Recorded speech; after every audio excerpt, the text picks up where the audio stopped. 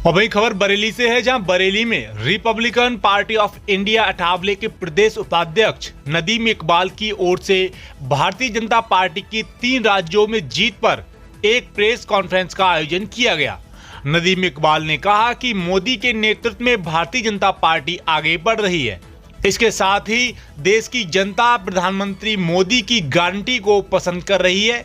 यही कारण है कि 3 राज्यों में भारतीय जनता पार्टी की बड़ी जीत हुई है और यह एक सेमीफाइनल था। फाइनल 2024 में लोकसभा चुनाव में होगा, उसमें भी भारतीय जनता पार्टी बड़ी जीत हासिल करेगी।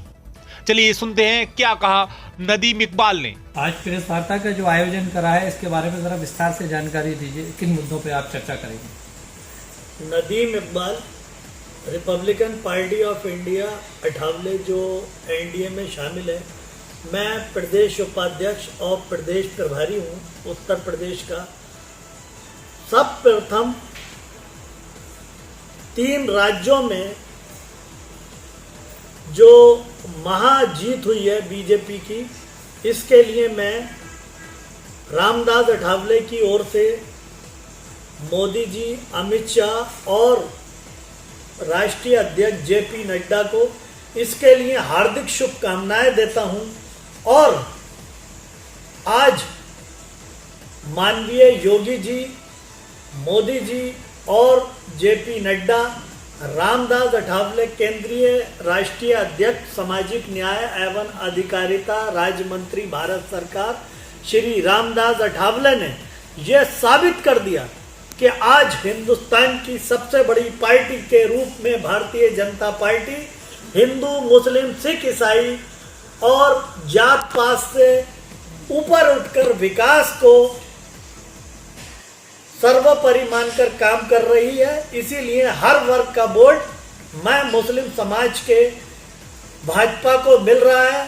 इस जीत ने यह साबित कर दिया कि कोई भी वर्ग, हर कोई वर्ग मोदी जी को चाहता है और 2024 में पुनः एक बार फिर प्रधानमंत्री बनाने के लिए लोग संकल्प कर रहे हैं और मोदी जी को फिर से 2024 में प्रधानमंत्री बनाएंगे और इतिहास रचा जाएगा कि तीसरी बार भी मोदी सरकार भारत सरकार में परचम लहराए।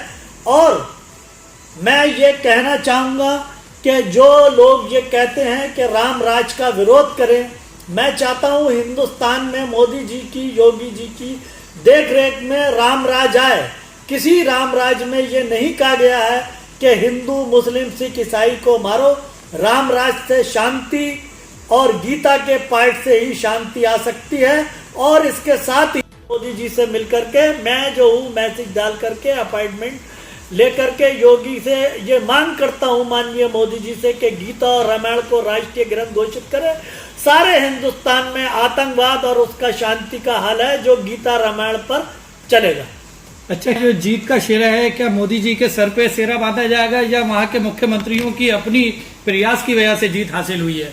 देखिए, जो कुछ भी बोर्ड मिला है वो मोदी जी के चेहरे पे, भारतीय जनता पार्टी की विकास को देखते हुए रणनीति पे जो विकास का उन्होंने संकल्प लिया है और जो नई नई योजनाएं मोदी सरकार ला रही है, चाहे वो हिंदू हो, मुस्लिम हो, बराबर से सबको योजनाएं मिल रही हैं।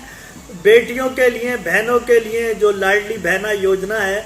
और मैं ये कहना चाहूँगा खास तौर से माननीय संतोष गंगवार जी, जहां मध्य प्रदेश में जहां उन्हें चार्ज मिला था, उस जगह की 4-5 सीटें भाजपा के पक्ष में गई। और मैं इनके लिए माननीय संतोष गंगवार जी को भी हार्दिक शुभकामनाएं देता हूं, जो मध्य प्रदेश में जीत का परचम लहरा करके हैट्रिक स्थापित करके वापस लौटे। क्या कारण रहा कि भारतीय जनता पार्टी तेलंगाना के अंदर सारी सीटें नहीं खोल पाई और वहां से बहुमत हासिल नहीं कर पाई? अगर मोदी मैजिक था तो तेलंगाना से सीट क्यों नहीं जीत पाए? देखिए, मोदी मैजिक ये जनता की राय है, जनादेश। ये जातिवाद को चुनाव ना देख के, ये विकास एजेंडे को देख करके चुनाव हुआ है। मोदी की योजनाओं को देख करके चुनाव हुआ। उनकी समझ में हो सकता है कि मोदी योजनाएं नहीं बैठी हो, जो वहां पर जीत का परचम नहीं लहरा पाए। इसमें कोई खास बात नहीं है। हर स्टेट में अलग अलग अपनों की लोगों की राय होती है।